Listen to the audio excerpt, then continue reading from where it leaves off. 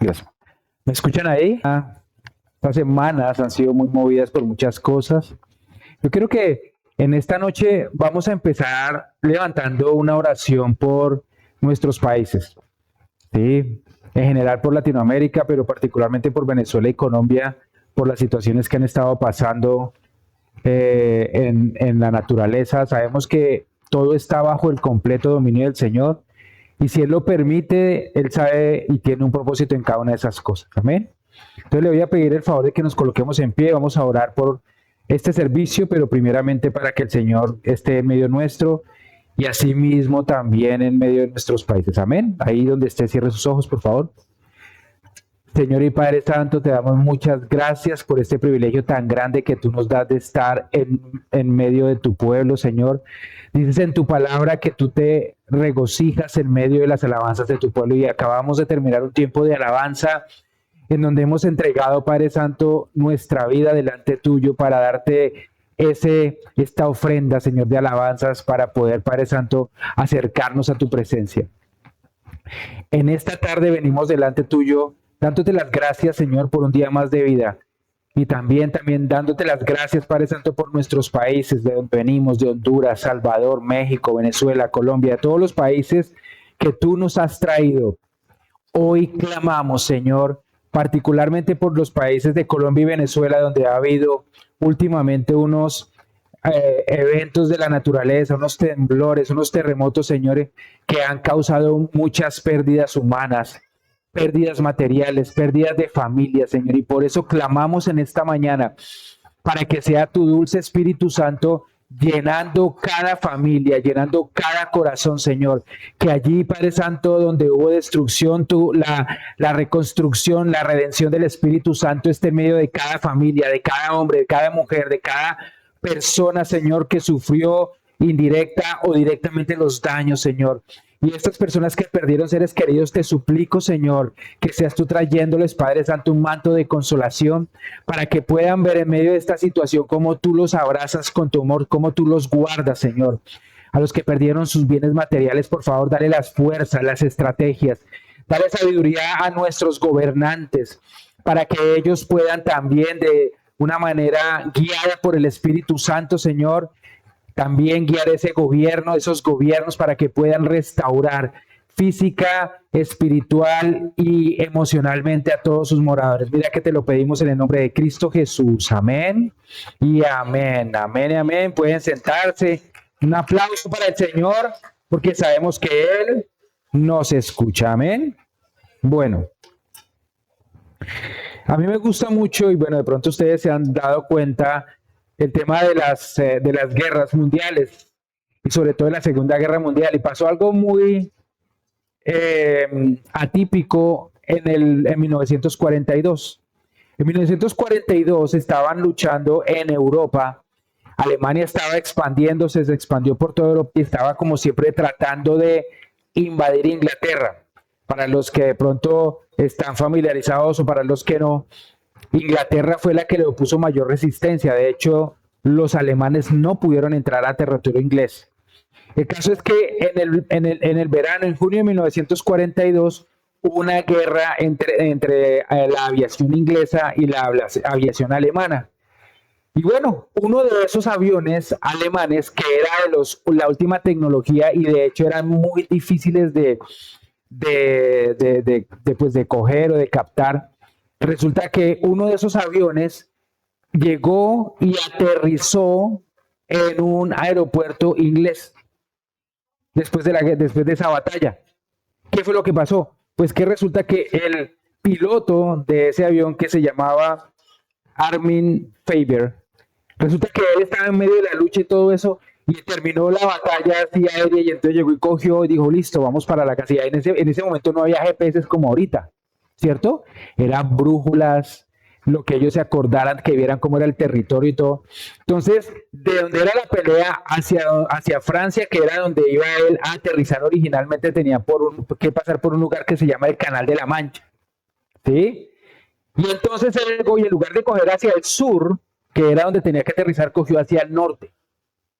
Solo 180 grados de equivocación, ¿cierto? Y llegó y le había ido viene en la batalla porque había derribado varios aviones ingleses además. Y entonces llegó, vio, dijo, no, este es como el canal de la Mancha, era otro canal, no era el de la Mancha, pero pasó por un canal parecido y vio una pista y dijo, ah, listo, ya llegué. Y chun, aterrizó y eso fuera eso celebrando. Ganamos a los ingleses y no sé qué más cosas. Cuando llegó y se dio cuenta que lo recibieron soldados ingleses. Sí, exacto. ¿Y qué fue lo que dijo este piloto alemán en ese momento? Necesito lentes. Es que son tres cosas. Necesito lentes, dijo el piloto alemán, y así se llama la charla. Necesito lentes. Necesito lentes.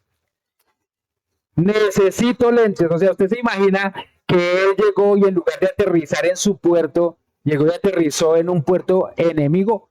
Lo importante de todo esto es que cogieron un avión, capturaron un avión en perfecto estado, nuevo, y los ingleses pudieron hacerle, bueno, todos los estudios necesarios para poder enfrentarlo.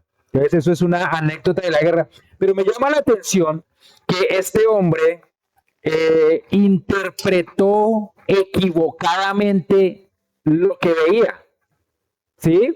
Él llegaba y veía, no, esto es una colina parecida a la que yo dejé esta mañana cuando iba para la guerra. Este canal debe ser el canal de la Mancha. Él estaba viendo cosas reales, pero las estaba interpretando mal. ¿Me hago entender? Y si ustedes se dan cuenta, nuestra vida es muy parecida. Voy a pedirles un favor y es que piensen por un momento que este salón es completamente hermético. Se cierran, no tenemos ventanas, y solamente nos vamos a dejar guiar por lo que se escucha, ¿cierto? Entonces de pronto vamos a escuchar lluvia o de pronto vamos a escuchar, bueno, lo que sea que estemos escuchando, nos hacemos una imagen de lo que está pasando afuera, ¿sí? Yo viví en una ciudad que se llama Barrancabermeja varios años y esa ciudad es famosa por algo y es por muchas cosas, pero una de ellas es que las tormentas eléctricas son muy fuertes, muy fuertes. Entonces, la primera vez que me tocó enfrentar una tormenta eléctrica, pues estaba por la noche, estaba descansando y sonó como si hubiera sido una bomba. Sonó ¡boom! El problema es que en esa época además había problemas de orden público. Entonces yo me imaginé que era una bomba y lo que había sido era un trueno. ¿Sí? Entonces imagínense, era la misma señal, lo que yo interpreté estuvo mal. ¿Me hago entender? Y eso es lo que sucede en nuestra vida. Nosotros tenemos interpretamos lo que vemos, lo que sentimos de acuerdo a lo que somos. Dice en Marcos, y voy a pedirles que veamos Marcos capítulo 2 desde el 13 hasta el 17, allí donde están. Dice, Jesús volvió a la orilla del lago y toda la gente acudía a él para recibir sus enseñanzas. Al pasar vio a Leví, el hijo de Alfeo, que estaba sentado en su despacho de recaudación de impuestos, y le dijo, sígueme. Leví se levantó y lo siguió. Más tarde, estando Jesús sentado a la mesa en casa de Leví, muchos recaudadores de impuestos y gente de mala reputación se sentaron también con él y sus discípulos, porque eran muchos los que seguían a Jesús. Pero algunos de los maestros de la ley pertenecientes al partido de los fariseos, al ver que comía con recaudadores de impuestos y gente de mala reputación, preguntaron a los discípulos, ¿por qué se sienta a comer con esa clase de gente? Jesús lo oyó y les dijo, no necesitan médicos los que están sanos, sino los que están enfermos. Yo no he venido a llamar a los buenos, sino a los pecadores. Amén y amén. El Señor entonces estaba caminando, ve a este recaudador de impuestos. Los recaudadores de impuestos eran odiados porque además de recaudar el dinero para los romanos se quedaban con una parte para ellos. Y entonces los judíos, siendo judíos, los odiaban. Entonces el Señor está caminando, ve a este recaudador de impuestos y le dice, sígame. Y él lo deja todo y sigue al Señor. Y entonces esa misma noche van y cenan en la casa del recaudador de impuestos. Y entonces toda la gente, los amigos de él, ¿quiénes eran? La gente de mala reputación. ¿Quiénes eran los de mala reputación? Recaudadores de impuestos, hombres y mujeres que estaban en pecado, este tipo de cosas que eran rechazados por todos, ¿cierto? Y estaba Jesús en medio de todos ellos, ¿sí? Y entonces los fariseos, que ya le venían haciendo seguimiento al Señor, llegan y le preguntan a los discípulos, oye, pero su maestro, si dice que es enviado del Señor, ¿cómo es que está en medio de esta gente de mala reputación? Y entonces el Señor los escucha y ella les dice, mire, el médico, ¿a quién tiene que buscar? ¿A los que están bien o a los que están enfermos? Y entonces dice, pues les respondió él mismo, a los que están enfermos. Por eso el Señor ha venido a buscar a los pecadores. Entonces, la misma persona que era un recaudador de impuestos, que era de pronto una prostituta, que era de pronto quien fuera que estuviera lejos de los caminos del Señor, para los fariseos era una persona indeseable. Pero para Jesús era la persona que necesitaba estar con él. Él no estaba alcahueteándoles el pecado. Él se estaba acercando para que ellos tuvieran la oportunidad de ser restaurados. Amén. Entonces, muchas veces, así como los fariseos, nosotros juzgamos por nuestros prejuicios. Nosotros juzgamos las personas o las situaciones por lo que hemos vivido, de pronto hasta por nuestras heridas. En estos días estaba hablando con mi esposa y pensábamos en esto justamente, que muchas veces llega y uno ve a una persona y uno desde la vestimenta en adelante, uno se empieza a imaginar cómo es esa persona, para bien o para mal. Entonces, si está bien vestida, lo trata bien, pero si está mal vestida, de pronto no tanto, o si de pronto habla bien o mal. Bueno, cualquiera de las circunstancias o como sea esa persona, si yo empiezo a hacerme un juicio o sea, un juicio para esa persona. Los que estamos haciendo el devocional de Árbol de Vida, estamos leyendo el libro de Job también. Y Job dice la palabra en Job capítulo 1 que era un hombre intachable e íntegro. Es decir, que él estaba bien delante del Señor, pero por circunstancias que no vamos a profundizar hoy, finalmente perdió todo en un día. Y él tenía 3 amigos que se acercaron a él para animarlo, pero terminaron era regañándolo. Usted tiene que estar en pecado porque una persona buena no le puede venir tantas cosas tan malas. En resumen, le decían de una u otra manera.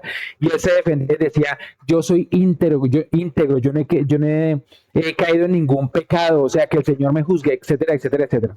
Y hablamos con mi esposa y la primera cosa de donde parte el error de estos 3 hombres al acercarse a su amigo Job es que se sentaron en la silla del juez. Lo estaban juzgando.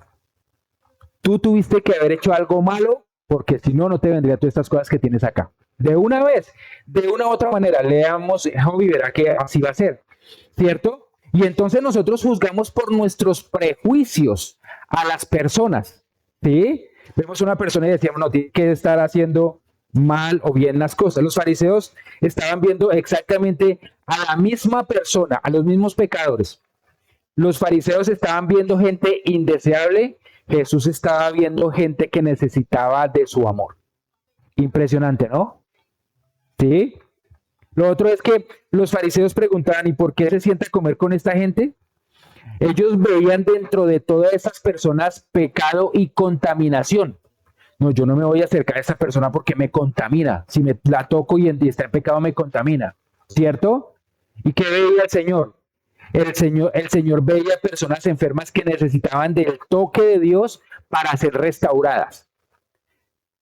Pensemos hace un tiempo antes de conocer al Señor cómo estábamos nosotros y aún ahora todos los días pecamos porque somos seres humanos y estamos en esta naturaleza de carne, ¿cierto? Pero yo les pregunto, antes de conocer al Señor, ¿no éramos nosotros de pronto como el publicano o como cualquiera de estos pecadores? ¿Y qué tal que esa persona que oró por nosotros, que se nos acercó en un bus o en una célula o en donde hubiera sido, no se hubiera acercado a nosotros porque se unta de pecado? ¿Dónde estaríamos nosotros? Mientras que el Señor decía, es que los que están enfermos es a los que necesitamos ir y buscar. Y esto me confrontaba a mí por la siguiente razón. Muchas veces nosotros vemos personas que no son que no caben dentro de nuestros estándares, que no, digamos que no son muy parecidas a nosotros y empezamos a juzgarlas, ¿sí? Y nosotros nos encargamos es de cerrarles la puerta para que entren al reino de los cielos, ¿cierto? Porque no cumplen los estándares que nosotros estamos acostumbrados. Y eso es más o menos lo que estaban haciendo los fariseos, ¿sí? Y entonces, lo primero volviendo al tema de los lentes, de las gafas, le decimos en Colombia, cuando aquí alguien ha tenido, ¿quiénes nunca han tenido gafas o lentes? Nunca. Bueno, bien, felicitaciones, Dios los bendiga. Ahora voy a tratar de que me entiendan, los demás me van a entender más fácilmente porque tenemos lentes o gafas. Bueno, cuando una persona tiene lentes o gafas que la prescripción ya venció, ¿cierto? Entonces uno empieza a utilizarlo, sigue utilizando los lentes, pero se tiene que esforzar para leer al punto que le puede llegar a doler la cabeza, ¿sí? Yo me acuerdo que una vez estaba trabajando en Colombia, no sé qué, y entonces yo me esforzaba por ver y la gente me decía, yo creo que usted ya se está poniendo mayor y tiene que ir al oculista para que recete gafas, y yo mayor, anulo al diablo. Entonces me resistía a ir a ver al optómetra para que me viera las gafas y entonces yo me esforzaba y eso hacía de todo y al final del día le decía a mi jefe, y tengo un dolor de cabeza y todo eso, y él me decía, usted tiene que ir al optómetra. Y le decía, seguramente me va a quitar el dolor de cabeza el optómetra. Y sí, porque cuando uno anda con una prescripción obsoleta, uno ve mal, ¿cierto? Entonces uno sigue utilizando las mismas gafas, pero las ve mal. Eso era lo que le pasaba a los fariseos. Los fariseos tenían mucho conocimiento, mucha contacto con las escrituras, pero sus gafas tenían una prescripción obsoleta que era de acuerdo a Moisés. Ellos tenían que comprar unas gafas que vamos a ver ahorita en la segunda parte, que tenían una prescripción nueva. Entonces, cuando uno tiene una prescripción del hombre viejo, uno juzga de acuerdo al hombre viejo a todo lo que viene, a cualquier cosa que pueda enfrentar, ¿sí? Entonces, acordémonos que el error del piloto al principio fue interpretar mal, ¿cierto? Entonces, cuando uno recibe, dos personas estaban recibiendo la misma información, los fariseos y el Señor, pero el Señor interpretó conforme a la necesidad de la gente, mientras que los fariseos estaban interpretando conforme a sus vicios, a su prevención en contra de ellos. Amén. Entonces, cuando tengo una prescripción vencida, dice en Proverbios 4:12, hay camino que al hombre le parece derecho, pero su camino es camino, pero su fin es camino de muerte, perdón. Entonces, muchas veces nosotros pensamos que estamos haciendo las cosas de una manera correcta, pero estamos viéndolo con una lupa, con unas gafas equivocadas, las gafas de la prevención, del juicio a los demás. Y cuando tenemos ese tipo de gafas puestas, en todo momento vamos a estar juzgando a las demás personas. Les vamos a estar cerrando la puerta de cualquier oportunidad que ellos puedan tener de conocer al Señor a través nuestro. Pueden conocer a través de otra persona, pero cuando yo los juzgo, muy difícilmente van a entrar al reino de los cielos porque yo les... ¿Sí? Y eso era lo que hacían los fariseos. Por eso los publicanos, las prostitutas y todo eso, ellos se alejaban de los fariseos. O sea, la samaritana, por ejemplo, ella prefería ir sola en el sol de mediodía a recoger agua porque las otras mujeres la juzgaban a ella. Decía, no, para que me estén juzgando y recordando mi pasado, prefiero aguantar sol y venir al mediodía. ¿Sí? Y cuando ella llegó y se encontró con Jesús y él empezó a hablarle, ella lo primero que actuó fue a la defensiva. ¿Por qué? Porque todo el mundo la juzgaba. ¿Sí? Pero en el momento que él llega y le abre el corazón y le dice quién es ella y que aún así la ama y que aún así él está dispuesto a la primera persona de hecho que le confiesa que él es el Cristo, a esta samaritana, en ese momento al sentirse ella amada, dejó todo tirado y recibió del amor del Señor y fue a dar del amor del Señor a toda Samaria. Diferentísimo, ¿no? Pero cuando nosotros tenemos las gafas de la prevención, solo vemos la suciedad que de pronto está en nuestras gafas. De pronto la suciedad está en nuestros propios lentes. Y por eso es que nosotros juzgamos a los demás, cuando de pronto el pecado está en nosotros. Dice la palabra, el Señor Yegues dice, cuando tú vayas a hablar con alguien, primero asegúrate de limpiarte la viga en tu propio ojo y no la paja en el ojo ajeno, porque uno es experto en encontrarle problemas a los demás, ¿sí o no? Uy, no, Ricardo, mira, es que usted esto y esto y esto, y entonces digo, uy, sí, de verdad que sí, pero entonces yo digo, bueno, pero vamos los dos al espejo de la palabra para ver qué es lo que nos dice el Señor, ¿cierto? Porque muchas veces uno es buenísimo para juzgar la paja, pero tiene uno una viga que uno no puede con ella. Entonces, la prescripción vencida es el hombre viejo. Es estar uno viendo a las personas todavía con los mismos temores, las mismas heridas que uno tiene en el pasado. Por ejemplo, una persona que recibe al Señor Jesucristo de pronto siendo soltero o soltera todavía, pero teniendo heridas y se acerca a cualquier persona, va a acercarse a esas personas con desconfianza, porque su herida hace que no pueda confiar en ellas. De hecho, termina hiriéndolas, ¿sí? Porque es su mecanismo de defensa para que no le causen daño. Entonces, cuando yo todavía tengo las gafas con la prescripción vieja, que es el hombre viejo, voy a juzgar todo de acuerdo al pasado. Amén. Pero entonces el Señor aquí nos muestra que hay una prescripción nueva, hay una receta nueva para todos nosotros. ¿Quién dice gracias a Dios? Hay una receta nueva para todos. Los que no tienen gafas, el Señor que les siga dando esa visión 2020. Y a los que necesitamos, y todos espiritualmente necesitamos una prescripción nueva y correcta, está aquí. Dice, entonces, si todo es de interpretación, ¿cierto? Es la misma situación, pero entonces yo la estoy interpretando mal. ¿Cómo hago para interpretarla bien? ¿Qué gafas me pongo para verlo bien? ¿Cierto? Y entonces aquí es una de las cosas que yo estaba orando y le decía y le preguntaba eso al Señor y él me decía, las únicas gafas a través de las cuales usted puede ver las cosas como son es a través de las gafas de la sabiduría. La sabiduría. Y entonces empecé a preguntarme, bueno, Señor, vamos a ver qué es esto de las gafas de la sabiduría. O sea, ¿qué es la sabiduría? ¿Sí? Entonces, Job, precisamente, es un libro espectacular. Ya que dice en Job 28:12, dice, pero ¿dónde se halla la sabiduría? ¿Dónde habita la inteligencia? Y lo que uno dice, bueno, ¿en dónde consigo esas gafas? Si hay un optómetra tan bueno, yo quiero ir para allá, ¿cierto? Entonces, ¿dónde la consigo? ¿Dónde está la sabiduría? El siguiente verso responde parcialmente esa pregunta. En el verso 13 dice, de pronto no está acá, pero yo se los voy a leer. Nadie sabe lo que ella vale, o sea, la sabiduría, pues no se encuentra en este mundo. Fregados. No hay optómetro.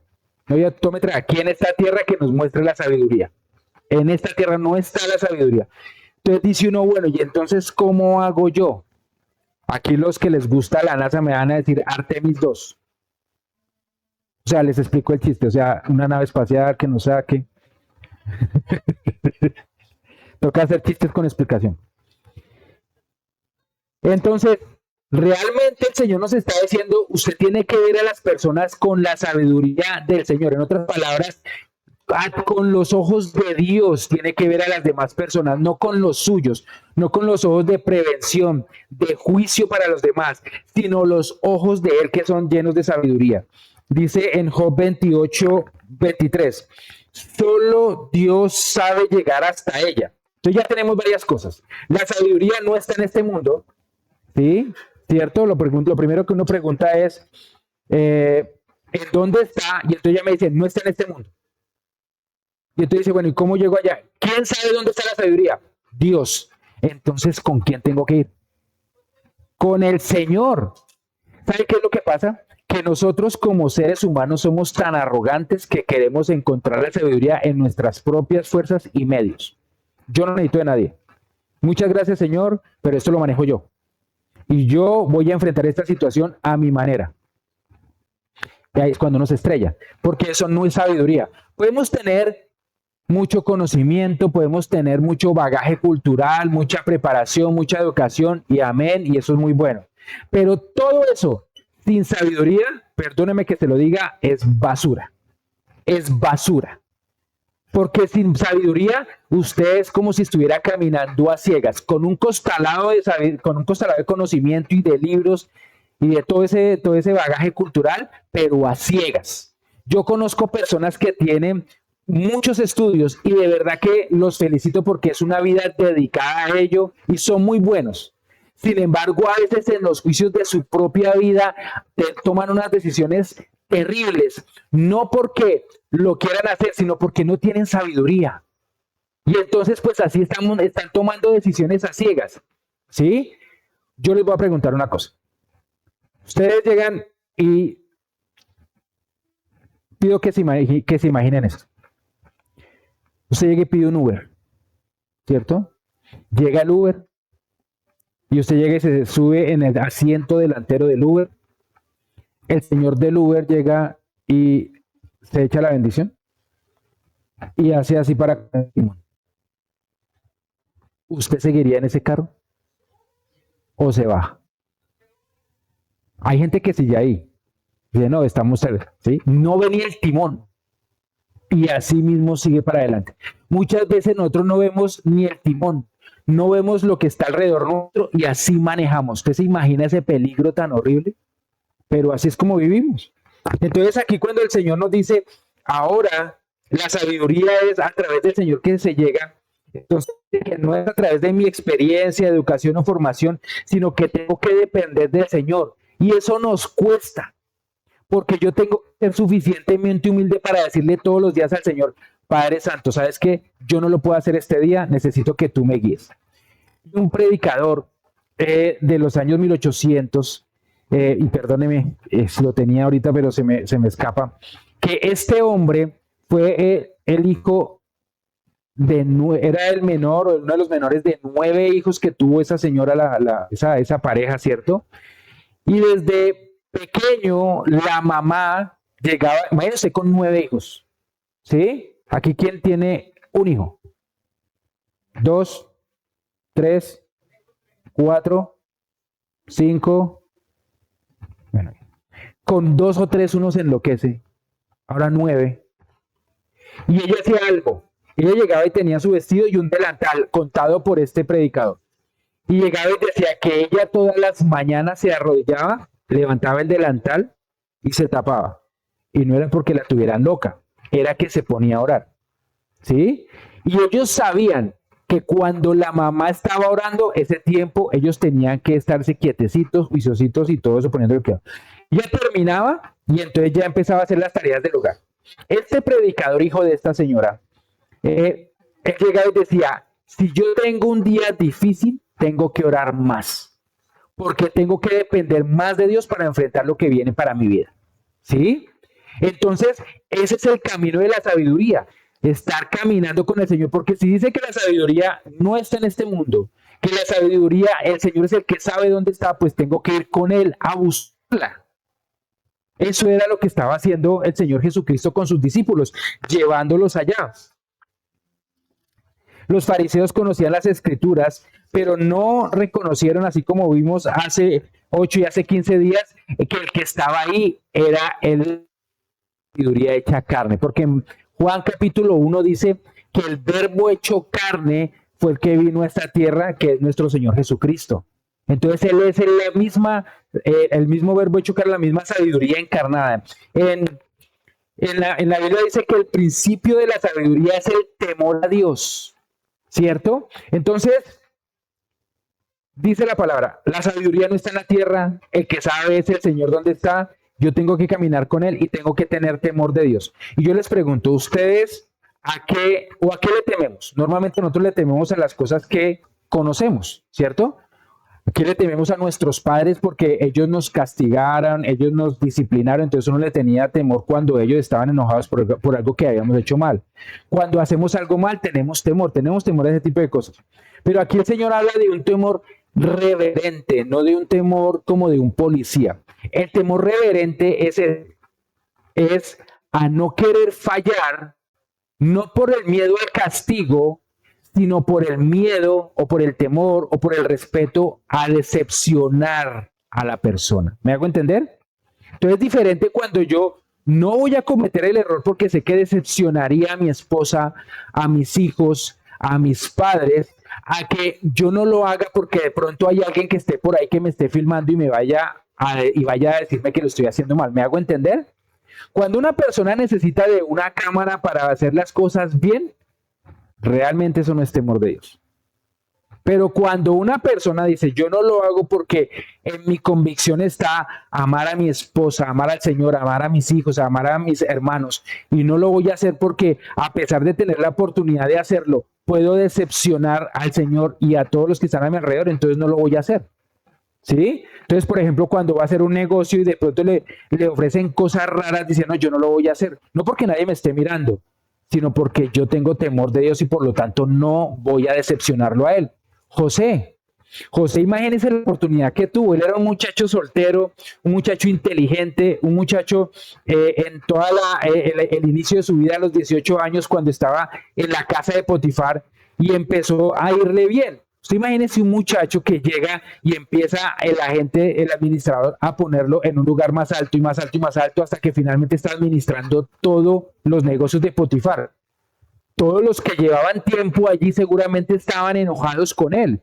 Seguramente no estaban felices que escogieran a un muchacho en lugar de a ellos que llevaban mucho tiempo, ¿cierto? Entonces tenía muchas cosas en contra. Y de pronto las únicas personas, o de las únicas personas que se acercaba era la esposa de Potifar y empieza a insinuársele, ¿sí? Él no tenía ningún compromiso con nadie. Es más, todo su pueblo estaba en otro lado. Nadie iba a ver lo que él iba a hacer. Pero él tenía clara una cosa y él caminaba con el Señor todos los días buscando la sabiduría y dijo, no, yo no voy a decepcionar a mi papá. Yo no le voy a hacer eso a mi papá porque yo sé que yo tengo algo mucho más grande con él. Amén. Eso es lo que el Señor busca con nosotros, que nosotros entendamos que lo que tenemos con Él es más grande que cualquier migaja que nos pueda ofrecer el enemigo. Un aplauso al Señor porque yo sé que hoy Él está hablando a nuestras vidas. Amén. Entonces en Santiago 1.5 dice, si a alguno de ustedes le falta sabiduría, pídasela a Dios.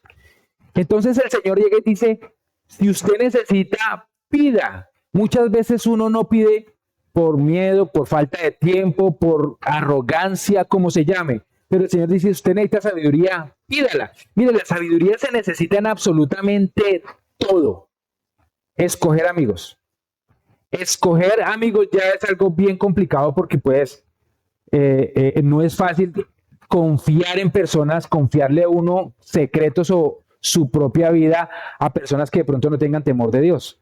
Pero más allá inclusive, escoger a su pareja, para de pronto los que son solteros, es una decisión que puede cambiar diametralmente el resultado.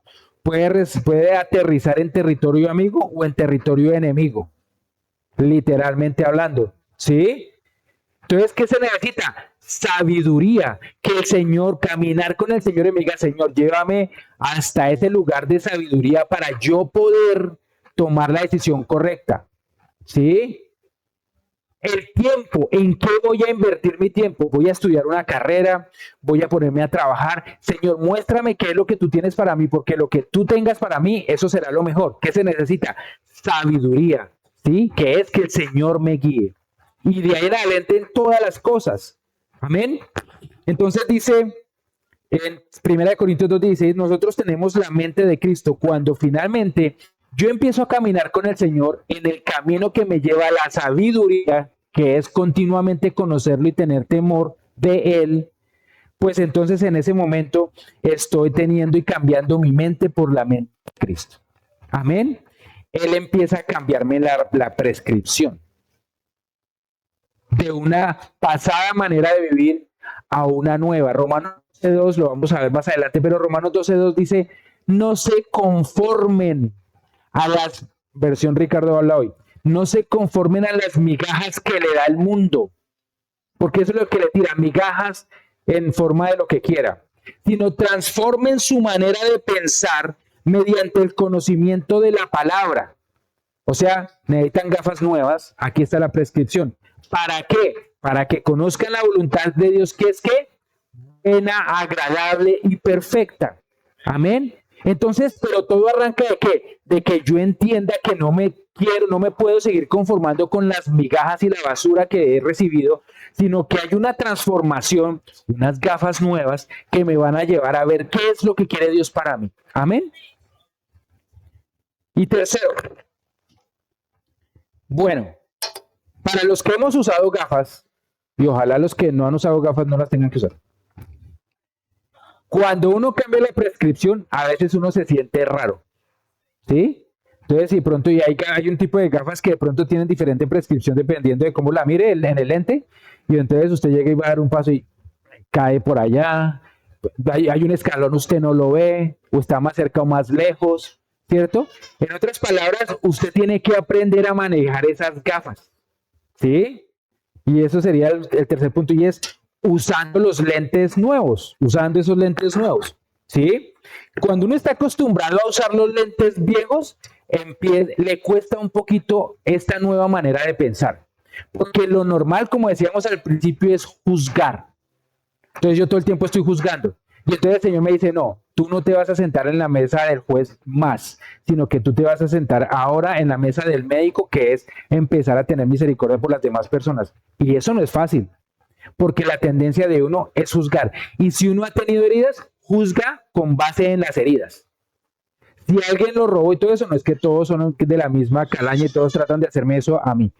Dice en Job 28:28, temer al Señor, eso es sabiduría, y apartarse del mal, eso es inteligencia.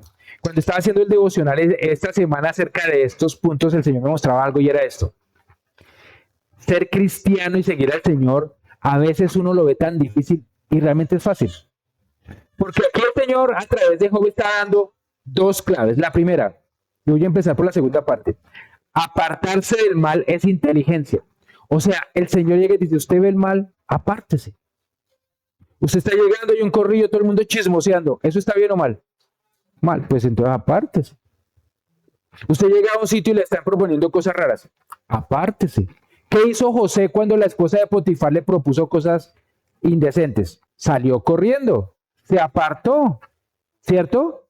Él se hubiera podido quedar argumentando, no, yo todo lo puedo en Cristo que me fortalece, pero no, él sabía que era de carne, era de... dijo, no, me aparto, ¿cierto? A veces uno se engancha en unas peleas que no tiene que tener, ¿sí? Usted llega, y voy a poner este ejemplo, llega donde un corrillo de personas que de pronto están chismoseando, y entonces uno empieza a debatir con ellas y empieza de pronto hasta pelear con ellas por lo que están diciendo. Ese no es el momento ni el lugar. Habrá un momento en donde uno pueda redarguirlas, decirles, no hablen mal de esa persona, o cierto, pero hay momentos en donde no hay que dar esa pelea, hay momentos en donde uno tiene que dar un paso al costado y, como dice la palabra, apartarse. Sencillo, eso es ser inteligente.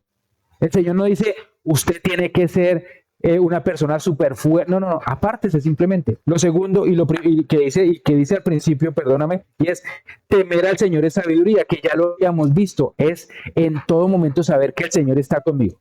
Miren, ¿cuántas veces nosotros estamos viendo cualquier cosa en las redes sociales o en las noticias o por donde quiera que se vaya y llega una propaganda o una aplicación de una cosa que sabemos que no está bien? ¿Cierto? De cualquier tipo, no le voy a poner el nombre. Y ahí tenemos nosotros menos de un segundo para decir si seguimos viéndolo o lo cortamos, ¿cierto? En Colombia, por ejemplo, hace un tiempo, en los partidos de fútbol y sobre todo en la selección hace unos años, llegaban y estaban en medio del partido y entonces llegaban y sacaban media pantalla para mostrar, faltando 15 minutos para terminar el tiempo, media pantalla para mostrar a una mujer de paños menores, ¿cierto? Sí, medio desnuda y obviamente horrible y fea. Ahí, para decir que faltaban 15 minutos para que se acabara el partido. O sea, me pueden decir, va a media hora el partido y ya, ¿cierto? Pero tenía que mostrar una vieja. Y ahí quedaba uno, entonces podía seguir viendo el partido o ponerse a mirar otra cosa que es cierto. Y es lo mismo en las redes sociales, es más, nadie lo ve a usted ni a mí cuando estamos frente a esa decisión. Nadie. Yo puedo empezar a hacer tomar la decisión que quiera.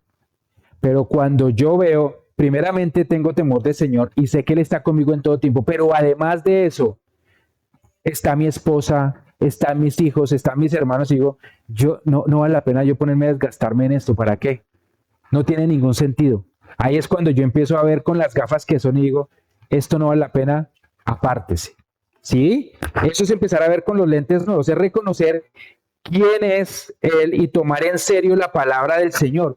Mire, muchas veces cuando uno no se da cuenta de la gravedad de cada situación, de cada decisión a dónde lo puede llevar, uno toma decisiones livianamente hablando. ¿Sí? En estos días estaba hablando con un hermano de aquí y me daban varios testimonios de lo que él vivió y muchas veces él tenía que enfrentar tentación, siendo casado, tentación de mujeres que de pronto le pudieran insinuar. Y si él no hubiera estado firme con el Señor, si no hubiera tenido temor del Señor porque estaba en un sitio donde nadie lo veía, donde podía tomar la decisión que fuera, pero como él estaba con temor de Dios y adicionalmente amando profundamente a su familia, decía, no, esto no vale la pena. Estas migajas, esta basura que me manda el enemigo no tiene sentido. Mi mente no está ahí. Mi mente está con la voluntad de Dios que es buena, agradable y perfecta. Ahí está mi mente y porque ya se transformó, ya tengo la prescripción nueva y ya no me desgasto con esa basura. Así es que el Señor nos quiere a nosotros. Amén. Marcos 2:17 dice, no necesitan médicos los que están sanos, sino los que están enfermos. Yo no he venido a llamar a los buenos, sino a los pecadores. Miren, cuando el Señor ve a una persona, Él no ve el pecado que le representa. Él ve al hombre, a la mujer que Él está amando, ¿cierto? Por el cual dio su vida en la cruz del Calvario. Eso es lo que ve el Señor. ¿Cómo debemos verlo nosotros? De la misma manera, con misericordia, no con alcahuetería. ¿Qué quiere decir eso? Que nosotros con amor, dice la Biblia, con lazos de amor humanos, el Señor nos trajo hasta su presencia. ¿Sí? Es decir, que cuando yo estoy con el Señor me llevó hasta allá a través de personas. Pero yo tengo que reconocer mi pecado y cambiar, arrepentirme. Por eso es importante el encuentro que vamos a tener el próximo fin de semana, porque ahí vamos a enfrentarnos a la palabra del Señor y todos hemos sido pecadores, porque así lo dice la palabra, no hay santo ni a uno, solo el Señor Jesucristo. Y por eso es importante que entendamos que cuando estoy en el encuentro, ahí me confronto yo con el pecado para que el Señor me limpie y me restaure. ¿Qué tal que el Señor me dijera, no, usted es un sucio pecador, usted no tiene ninguna parte aquí y me desechara? Tendría un destino eterno de muerte. Pero el Señor abrió las puertas de los cielos a través del Señor Jesucristo y yo no soy nadie para cerrársela a las demás personas. ¿Sí? ¿Eso qué quiere decir? Que es compartir con ellos, amarlos, invitarlos a que conozcan del Señor a través de las células, de la reunión. Eso es nuestra tarea. No alcahuetearles, ¿sí? Pero sí invitarlos como el Señor lo hizo. Amén. Dice después en 1 Juan 4:20, ¿quién dice yo amo a Dios pero al mismo tiempo odia a su hermano? Perdón, quien dice yo amo a Dios pero al mismo tiempo odia a su hermano es un mentiroso. Miren, amar a las personas como el Señor necesita que nosotros las amemos no es fácil. ¿Sabe por qué? Porque no hay ningún ser humano fácil de amar. ¿Sí o no? Muchas veces nosotros mismos nos encargamos de alejar a las personas que nos aman a través de actitudes, a través de muchas cosas a través de las cuales herimos a los demás. ¿Sí? Y el Señor por eso llega y dice, bueno, si usted dice que ama a los demás, perdón, que ama al Señor, pero no ama a los demás, es un mentiroso. ¿Por qué? Porque si usted dice que ama a Dios al que no ve, ¿cómo puede decir que no ama al que ve? ¿Sí? Y una manera importante a través de la cual yo demuestro el amor para los demás es precisamente llevarles la palabra del Señor. Porque si mañana fuera el final del mundo para muchas personas, como lo fue esta semana para muchos de los que estaban hace 8 días vivos en Colombia antes del terremoto, de pronto muchos de ellos, yo creo que el Señor sí les dio la oportunidad para que lo conocieran, para que cuando sucediera esta situación pudieran partir con Él. Entonces nosotros no sabemos si es la última oportunidad que pueda tener alguien para conocer. Por eso es importante que nosotros no le cerremos la puerta como los fariseos, sino que por el contrario seamos ese canal de bendición. Amén. Juan 17:3 dice, y esta es la vida eterna, que te conozcan a ti, el único Dios verdadero, y a Jesucristo. Por eso es tan importante que nosotros entendamos que tenemos que aprender a ver a las demás personas y a todas las cosas que están pasando en nuestra vida como lo ve Dios. Y solamente lo puedo hacer cuando tengo los lentes de la sabiduría. Solo lo puedo ver cuando el Señor me puede dar a mí el discernimiento que da al estar caminando con Él. Amén.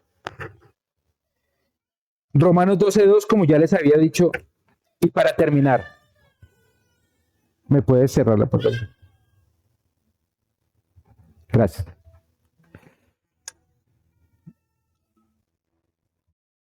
Dice el Señor en Romanos 12:2, dice, no se conformen a este siglo, no se conformen a este mundo, sino que transformen su mente mediante el conocimiento de la palabra para que puedan conocer la voluntad de Dios, que es buena, agradable y perfecta. No hay una manera diferente a conocer al Señor, a transformar nuestra mente, que no sea a través del conocimiento de la palabra, a través del contacto con Él. Por eso yo los invito a todos los que estamos aquí y de pronto los que nos ven en las redes. Si hay alguien y se sabe que yo necesito ir al encuentro a pesar de que no he ido a la preparación, pero yo necesito ir al encuentro porque es ahí donde el Señor va a empezar a cambiar mi mente, yo le digo, vaya, vaya, porque es el momento en donde el Señor va a acercarse a cada uno de nosotros de una manera intensa. Usted me puede decir a mí, yo puedo seguir teniendo mi devocional y todo. Sí, usted puede hacerlo. Eso es indudable, que el Señor se pueda acercar a usted. Lo que yo he visto con mi esposa en nuestra experiencia es lo siguiente. Cuando uno tiene un encuentro con el Señor, que es un tiempo dedicado a Él, sin distracciones, pensando única y exclusivamente en el Señor y habiéndose preparado, eso es el equivalente a 6 meses de células. Fácilmente. Porque en una célula usted va juiciosamente cada semana y usted llega y está allí un par de horas recibiendo de la palabra del Señor y todo eso, pero realmente es como un oasis en medio del desierto. Entonces usted en un oasis, luego está toda la semana, va a otro oasis, etcétera. Cuando usted va al encuentro es exclusivamente con el Señor. Nosotros lo hemos visto porque cuando llegamos aquí a esta bendita tierra de Canadá, al principio estábamos en otra iglesia en donde no se hacían encuentros. Y realmente para poder lograr que una persona entendiera lo que era el Señor, empezar a ser discipulada, nos tomaba mucho tiempo, 6 meses fácilmente, para que pudiera empezar a entender los rudimentos de la palabra de Dios y todo. Pero cuando iba a un encuentro, es impresionante cómo la gloria del Señor los cubría y hacía esa transformación en ese momento. Amén. Entonces, por eso hoy los invito a que primeramente entendamos lo que el Señor Jesucristo hizo ahí en Mateo capítulo 2, que fue lo primero que estábamos leyendo. En Marcos capítulo 2, perdón, que estábamos leyendo. Y es que cuando nosotros vemos a las demás personas, las veamos a través de los lentes del Señor de misericordia y sabiduría. Eso es lo que el Señor nos manda a hacer. Y usted me va a decir, mire, yo he tenido tantas heridas, me han traicionado, he depositado la confianza tantas veces y me han defraudado en todos los niveles. Y yo le digo, sí, la única manera de poder pasar de ese estado en el que usted está a poder empezar a ver a las demás personas con misericordia es a través de la transformación de su mente, que únicamente ocurre cuando uno tiene un encuentro con el Señor. Porque cuando yo tengo un encuentro con el Señor, ahí dejo todo mi pasado. Ahí dejo todo el dolor, todas las heridas. Ahí dejo todo lo que me ha hecho el mundo y lo que me ha hecho el enemigo. Muero en la cruz con Cristo y soy un hombre o una mujer nuevas para empezar a caminar en la sabiduría y con el Señor. Y eso hace la diferencia. Amén. Porque entonces yo ya no los estoy viendo desde la silla del juez, sino los estoy viendo desde la silla de la misericordia. Amén. Y yo por eso les digo, vamos a orar y les pido que se coloquen en pie para terminar. Y en este momento vamos a orar primeramente por 2 cosas. La primera es para pedirle al Señor que nos cambie esa antigua manera de pensar. Pedirle al Señor que transforme, como dice Romanos 12:2, nuestra antigua manera de pensar. Pero si pedimos eso, le estamos diciendo la única manera es a través de la transformación de nuestra mente por la palabra, para poder conocer su voluntad y empezar a caminar en sabiduría.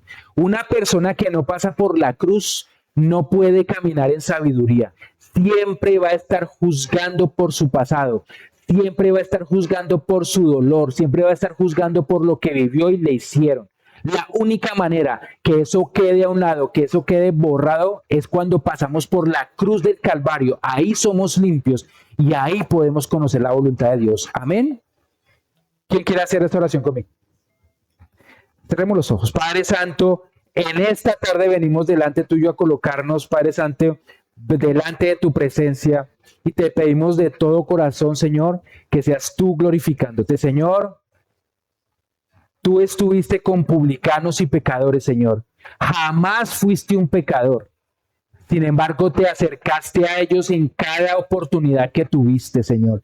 Y cada uno de ellos, cuando te recibió, sintió el amor tuyo. Se sintieron acogidos, se sintieron perdonados. Y eso transformó su vida, su mente, todo su ser, para poder empezar a tener una nueva vida en Cristo. Así pasó con la mujer samaritana, así pasó con Zaqueo, así pasó con Saulo, que después vino a ser Pablo, así pasó con Mateo, que era un recaudador de impuestos, así pasó con todos, Señor. Y hoy venimos delante tuyo a decirte, Señor, ya no quiero seguir en la mesa, en la silla del juez, basándome en mi dolor, en mis heridas, juzgando a todas las personas. Ya estoy cansado de eso, Señor. Hoy quiero empezar una nueva vida contigo y por lo tanto, Padre Santo, vengo delante tuyo para que tú, Padre Santo, a través de tu palabra, a través del contacto cercano conmigo, me muestres, Padre Santo, cómo puedo transformar mi mente y morir al viejo hombre y tener una nueva vida en Cristo. Y los que quieran empezar a vivir esa transformación así con los ojos cerrados, les pido que coloquen su mano en el corazón y vamos a entregarle este momento al Señor diciéndole, Señor, ya estoy cansado del pasado, ya estoy cansado del hombre viejo que he venido siendo hasta ahora y ahora quiero empezar a caminar contigo buscando la sabiduría, que yo sé que no está en este mundo, pero caminando contigo la voy a encontrar. Y repitan después de mí, Señor Jesús, en esta noche quiero morir al hombre viejo. Voy delante de ti a la cruz del Calvario y dejo allí todo mi pecado. Me arrepiento y confieso que tú, Jesús, eres mi Señor y Salvador. Te pido, te reveles a mi vida a través de tu palabra y para que yo pueda nacer nuevamente y conocer tu voluntad, que es buena, agradable y perfecta. Señor Padre Santo, tú has escuchado nuestra oración, Señor. Ya no somos los mismos. Padre Santo, ya no somos los mismos que entramos a esta reunión porque hemos muerto, Padre Santo, a ese hombre viejo, a ese hombre viciado. Y hoy, Padre Santo, y desde hoy nos determinamos a caminar contigo, Señor, a través de la sabiduría de tu palabra para poder conocer tu voluntad, que es buena, agradable y perfecta. Y ahora vamos a hacer otra oración y en esta oración con los ojos cerrados vamos a declarar cada uno de nosotros las situaciones en las que hemos estado con personas que no conocen del Señor o que tal vez conocen del Señor pero no se comportan completamente bien y nosotros nos hemos sentado en la silla del juez. Les hemos cerrado la puerta para que puedan acceder al Señor. Nosotros hemos sido los que les han cerrado la puerta a través de enjuiciarlos, de juzgarlos y de estar emitiendo juicios de valor en contra de ellos. Y si hay alguno de nosotros que ha hecho eso, todos con los ojos cerrados, vamos a admitirlo y vamos a levantar la mano para pedirle perdón al Señor. Quienes hemos cometido el error de juzgar, quienes hemos cometido el error de cerrarle la puerta a otras personas para que conozcan del Señor, vamos a levantar la mano. Y vamos a decirle con toda humildad y con todo el dolor de nuestro corazón al Señor que nos perdone. Y si quieren hacerlo después de mí para repetir, Señor Jesús, en esta noche me arrepiento por haber juzgado a tantas personas, por mis heridas, por lo que sufrí en el pasado y con esto le cerré la puerta a ellos para que te conocieran. Me arrepiento de todo corazón y te pido perdón a ti y a ellos. Y te pido, Señor, que me des la fortaleza para orar por ellos en cada momento y en todo lugar que tú me lo recuerdes. Amén. Señor, en esta noche nos hemos comprometido contigo. Primeramente te hemos pedido perdón por haber sido esos jueces que le cerraron la puerta a tantos que te necesitaban, Señor. Y hoy, Padre Santo, hemos pedido perdón a ti y a ellos y te suplico, Señor, que cada momento que estemos en oración nos traigas en la mente a las personas que les hemos cerrado la puerta por nuestros juicios anteriores y pidamos por ellos. Y desde hoy vamos a empezar a hacerlo y ahí donde está usted con los ojos cerrados va a empezar a pedir por esas personas y yo también. Señor y Padre Santo, en esta hora venimos delante tuyo. Hoy pedimos por todas las personas a las cuales juzgamos. Pedimos por todas las personas a las cuales le cerramos las puertas porque no tenían nuestros estándares, porque no se parecían a nosotros, porque pensaban de una manera diferente. Hoy te pedimos perdón, Señor. Perdónanos por haber hecho esto y clamamos para que ellos, donde quiera que estén, puedan recibir tu palabra. Toca sus corazones. Toca sus mentes, toca sus vidas, Señor, para que donde quiera que estén puedan recibir del Espíritu Santo, Señor, y puedan venir nuevamente hasta tu presencia. Y esta vez, Padre Santo, así como tú enseñas en tu palabra, nosotros seremos esos lazos de amor humanos que los vamos a recibir, que les vamos a dar la bienvenida a esta su casa, Señor, en el nombre de Cristo Jesús y por el poder del Espíritu Santo. Amén. Y amén, y amén. Bueno, un aplauso al Señor.